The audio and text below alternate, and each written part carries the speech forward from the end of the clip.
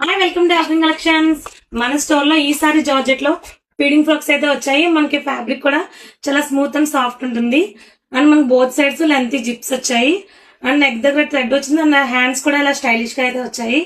And వీటిలో మనకి different colours and different designs కూడా అవైలబుల్ గా ఉన్నాయి. అండ్ ఒకసారి వేర్ చేసుకొని ఎలా ఉందో కూడా చూద్దాం.